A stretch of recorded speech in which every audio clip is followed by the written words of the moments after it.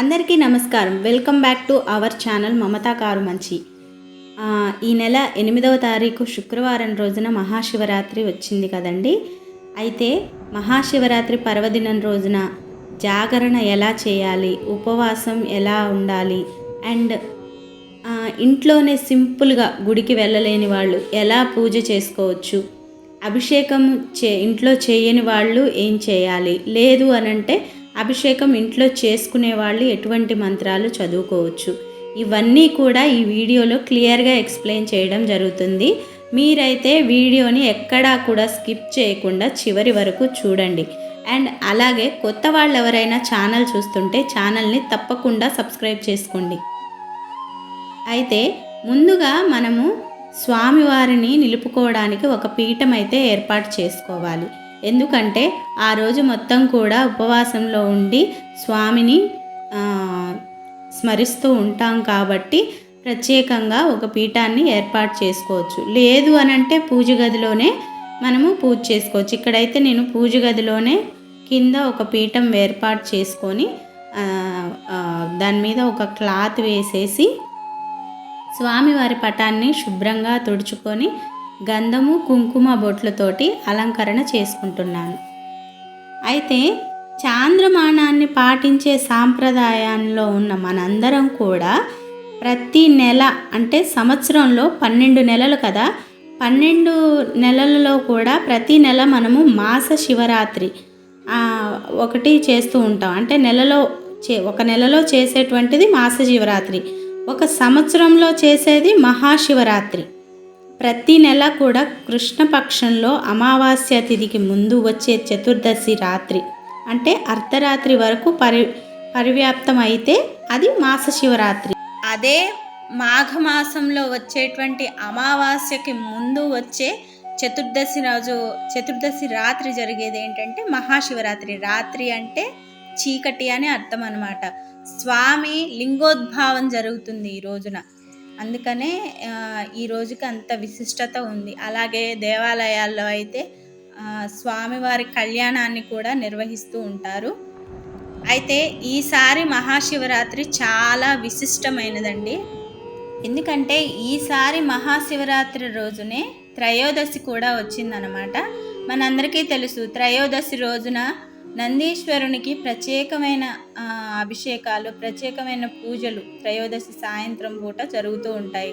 ఏంటంటే గ్రహబలం సరిగా లేని వాళ్ళు, శనీశ్వరుని అనుగ్రహం కోసం పూజలు చేసేవాళ్ళు ఈ రోజున పిండి దీపాలు అంటే పిండితోటి ఇట్లా ప్రమిదల్లా చేసేసి అందులో నువ్వుల నూనె వేసి దీపారాధన చేస్తే చాలా మంచి ఫలితం ఉంటుందన్నమాట. అలాగే చాలామంది ఈ రోజున త్రయోదశి రోజున ఏం చేస్తారంటే సాయంత్రం పూట శివాలయంలో నందికి అభిషేకాలు నిర్వహిస్తూ ఉంటారు. ఓకే, అదొక విషయం, దాని గురించి తర్వాత చెప్తాను డీటెయిల్గా. అండ్ పిండి దీపాలు విశిష్టత ఏంటి అనేది కూడా ఇంకొక వీడియో చేస్తాను. ఇక్కడైతే త్రయోదశి తిథి కూడా వచ్చింది కాబట్టి నేను పిండి దీపాలు ఏర్పాటు చేసుకుంటున్నాను. ఇక్కడైతే స్వామివారి పటాన్ని అలంకరణ చేసుకుంటున్నాను. ఇక్కడ ఇంకొక విషయం అండి, మహాశివరాత్రి రోజున విశేషంగా స్వామిని పారిజాతం పూలతోటి అలాగే జిల్లేడు పూలతోటి పూజిస్తే చాలా మంచిదన్నమాట. నేను ఇక్కడ జిల్లేడు పూల మాలని స్వామివారికి వేశాను. స్వామి పరమేశ్వరుడు అభిషేక ప్రియుడండి, అలంకార ప్రియుడు కాదు. విష్ణుమూర్తి అలంకార ప్రియుడు అనమాట. అది మనందరికీ తెలిసిన విషయమే. స్వామికి చిత్తశుద్ధితోటి మనస్ఫూర్తిగా ఒక చెంబుడు నీళ్లు పోసినా కూడా స్వామి పులకించిపోతారు. మనం ఏమీ చేయనక్కర్లేదు. అందుకనే కదా ఆయనని బోలా శంకరుడు అని అంటారు. అయితే ఈ రోజున అందరూ చాలా వరకు ఏదో అనారోగ్య పరిస్థితులు ఉన్నవాళ్ళు ఇతర మినహా చాలా వరకు చాలామంది ఉపవాసం చేస్తూ ఉంటారు. అయితే ఉపవాసం ఎలా చేయాలి, ఎప్పుడు విడవాలి? ఉపవాసం కటిక ఉపవాసం ఉండకూడదండి. ఖచ్చితంగా ఆ రోజున కాస్త పాలు పండ్లు అవి తీసుకుంటూ ఉపవాసం చేయొచ్చు. కొందరికి అనారోగ్యంగా ఉంటుంది, అటువంటి వాళ్ళు కూడా ఉపవాసం చేయాలి అన్న సంకల్పం ఉంటుంది. వాళ్ళు ఏంటంటే కాస్త టిఫిన్స్ అవి తింటూ కూడా చేయవచ్చండి. వాళ్ళకి మనకిప్పుడు లోపల ఆత్మారాముడు ఘోషిస్తుంటే మనం చేయలేము. పూజ అంటే ఏంటండి, మన మనసు అన్నీ కూడా అక్కడ శ్రద్ధ భక్తి ఉండి చేసుకోవాలన్నమాట. అంతేగాని మనము ఖాళీ కడుపుతో ఉంటే మన ధ్యాస దేవుడి మీద ఉంటుందా చెప్పండి? ఉండదు. సో, మనం ఆ రోజున కాస్త పాలు, పండ్లు అవి ఇవి తీసుకుంటూ మనము పూజ చేసుకోవచ్చనమాట. అయితే ఉపవాసం ఎప్పుడు విడవాలి? నెక్స్ట్ డే మార్నింగ్ అంటే శివరాత్రి రోజు తెల్లారి అంటే 9వ తారీఖున మనము యాజ్ యూజువల్‌గా ఎర్లీ మార్నింగ్ స్వామివారికి పూజ చేసుకొని గుడికి వెళ్ళి అక్కడ కూడా అభిషేకం కానీ, అభిషేకమే చేపిచ్చుకొని మనం ఆ రోజున ముందు రోజు మొత్తం ఉపవాసం జాగరణ చేస్తాం కదా! ఆ రోజు శివరాత్రి తెల్లారి అంటే ఈసారి అయితే 8వ తారీఖు శివరాత్రి కదా! 9వ తారీఖున మనము గుడిలో గోమాతలు ఉంటవి కదా! అక్కడ తోటకూర, బెల్లం కలిపి పెడితే చాలా మంచిదండి. లేదు అవి అవైలబుల్ లేని వాళ్ళు ఏదో ఒకటి దానా అనేది పశువులకు దానా వేయటం చాలా మంచిదనమాట ఆ రోజున. అలా చేసి ఇంటికి వచ్చిన తర్వాత స్వామివారి నైవేద్యం ఏదైతే ఉంటుందో అది స్వీకరించి మనము ఉపవాస దీక్ష విరమణ చేసుకోవాలి. అయితే ఇంకొక విషయం అండి, శివరాత్రి ముందు రోజు, శివరాత్రి రోజు, అలాగే శివరాత్రి తెల్లారి రోజు ఈ 3 రోజులు కూడా మాంసాహారం అనేది భుజించొద్దు. అంటే మనము మాంసాహారం భుజించకుండా శాకాహారులుగా ఉండి మాత్రమే ఈ పూజ చేసుకోవాల్సి ఉంటుంది. అలాగే మామూలుగా సాత్విక ఆహారం తీసుకునే వాళ్ళు, ఉపవాసం చేయని వాళ్ళు కూడా ఉంటారు కదా! సాత్విక ఆహారం తీసుకునే వాళ్ళు కూడా ఏంటంటే భోజనంలో ఉల్లి, వెల్లుల్లి ఇవి 2 లేకుండా చూసుకొని ఆ రోజున పూజ చేసుకుంటే చాలా మంచిదనమాట. ఇక్కడైతే నేను దీపారాధన చేశానండి. మనం ఏ పూజ చేసినా కూడా ముందుగా దీపం వెలిగించుకొని మనం ఏ స్వామినైతే కొలుస్తున్నామో ఆ స్వామికి మనస్ఫూర్తిగా ఒక దండం పెట్టుకోవాలి. ఇక శివరాత్రి రోజు ముఖ్యంగా చెప్పుకోదగ్గది ఏంటంటే అభిషేకం అండి. అంతే కదా, ఉపవాసం, జాగరణ, అభిషేకం ఈ 3 కూడా చాలా ముఖ్యమన్నమాట శివరాత్రి రోజున. అయితే చాలామంది ఇంట్లో అభిషేకం చేయరు, ఓన్లీ దేవాలయాల్లో మాత్రమే అభిషేకం జరిపించుకుంటారు. అటువంటి వాళ్ళు ఇంట్లో పూజ పూర్తయిపోయిన తర్వాత మీరు దేంతో అయితే అభిషేకం చేయించాలనుకుంటున్నారో, ముఖ్యంగా మనము శివాలయాల్లో అభిషేకం దేంతో చేపిస్తాము? ఆవు పాలతోటి, పంచామృతాలతోటి, అలాగే కొంతమంది మన పళ్ళ రసాలతోటి, అలాగే విభూదితోటి అండ్ కొబ్బరి బొండం నీళ్ళతోటి ఇట్లా అభిషేకం చేపిస్తూ ఉంటాం కదా. మనకి ఇష్టం, మనకు నచ్చింది తీసుకెళ్ళి ఆ పూజా ద్రవ్యాలు తీసుకెళ్ళి అక్కడ గుళ్ళో ఇస్తే వాళ్ళే అభిషేకం చేస్తారు. లేదు ఇంట్లో చేసుకోవాలనుకునే వాళ్ళకి ఇక్కడైతే ఈ బుక్ ఒకటి తీసుకోండి. నేను ప్రతి వీడియోలో మీకు బుక్ దొరుకుతుంది అని చెప్తున్నాను కదా. అయితే విడివిడిగా మనం 10 రకాల బుక్కులు కొనుక్కోవడం కంటే నాకు ఈ బుక్ అయితే చాలా యూస్ఫుల్గా అనిపించిందండి. లలిత విష్ణు సహస్రనామ స్తోత్రాలు అని బుక్ అండి. ఇందులో అస్సలు ప్రతి ఒక్క మనం ప్రతి ఒక్క పూజకి సంబంధించింది. ఎగ్జాంపుల్ ఇక్కడ తీసుకుంటే దక్షిణామూర్తి స్తోత్రం ఉంది, శివాష్టోత్తర శతనామావళి ఉంది, రుద్ర కవచం అనేవి కూడా ఉందన్నమాట. అట్లా మనకు నచ్చింది, మనకి ఏది చదువుకోవాలనిపిస్తే అది. మెయిన్గా ఏంటంటే శివాష్టోత్తర శతనామావళి చదువుకుంటాము ఎక్కువ శాతం.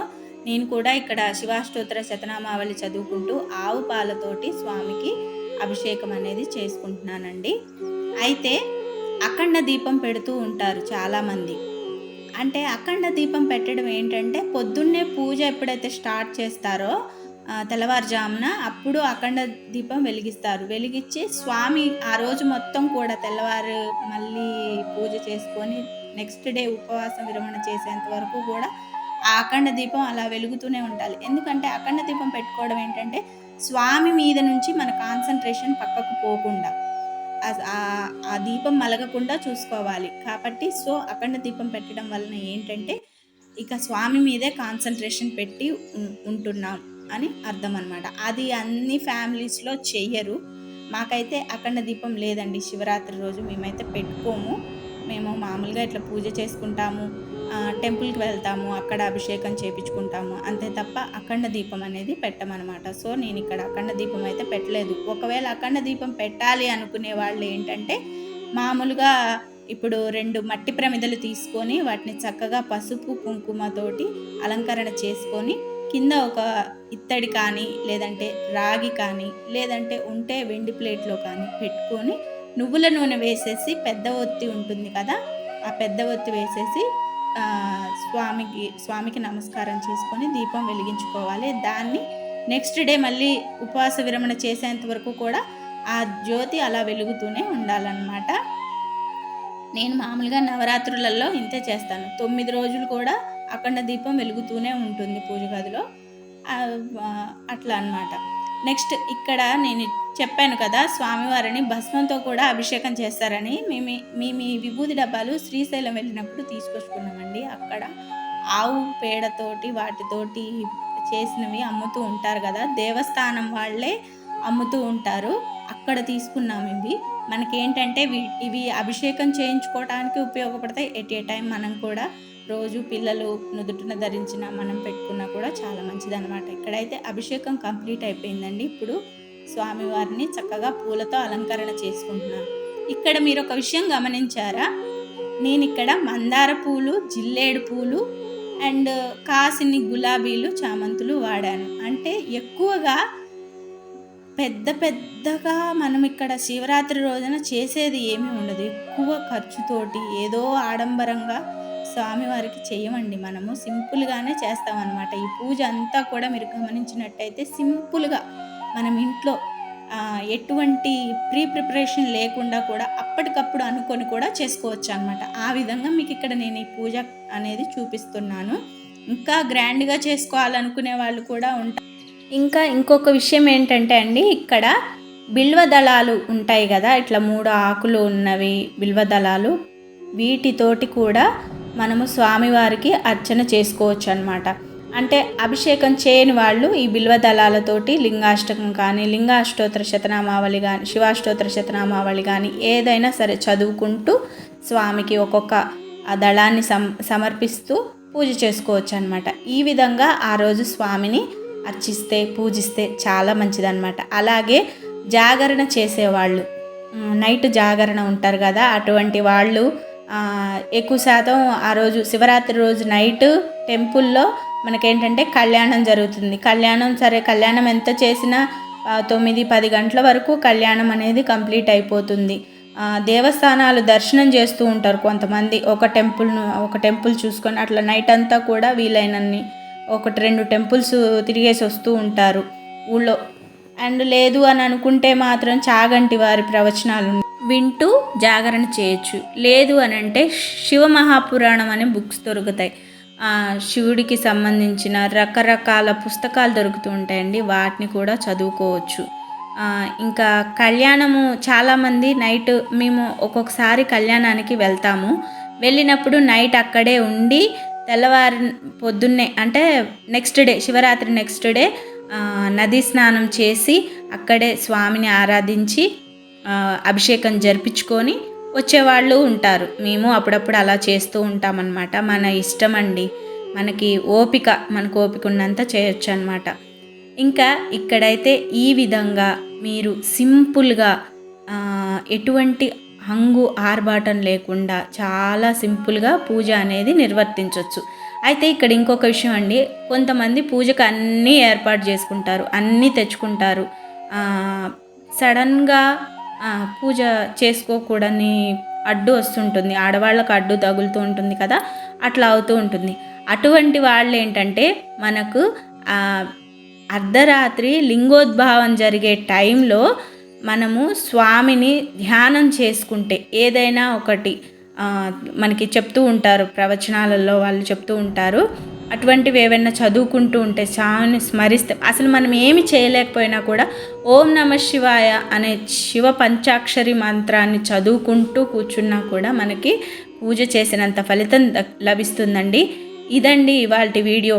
ఈ వీడియో మీకు ఎంతో కొంత ఇన్ఫర్మేటివ్గా అలాగే కాస్త ఉపయోగకరంగా ఉంటుందని అనుకుంటున్నాను. మీ అందరికీ ముందుగానే శివరాత్రి పర్వదిన శుభాకాంక్షలు. అందరూ కూడా ఆ రోజు స్వామిని ఆరాధించి ఆయన కృపకు పాత్రులవుతారని మనస్ఫూర్తిగా కోరుకుంటున్నాను. అలాగే కొత్త వాళ్ళు ఎవరైనా ఛానల్ చూస్తుంటే దయచేసి ఛానల్ని సబ్స్క్రైబ్ చేసుకోండి. అండ్ వీడియో నచ్చితే తప్పకుండా వీడియోని లైక్ చేయండి. అండ్ ఇంకా మీ ఫ్యామిలీ మెంబర్స్ అందరికీ వీడియోని షేర్ చేయండి. Thank you so much for watching.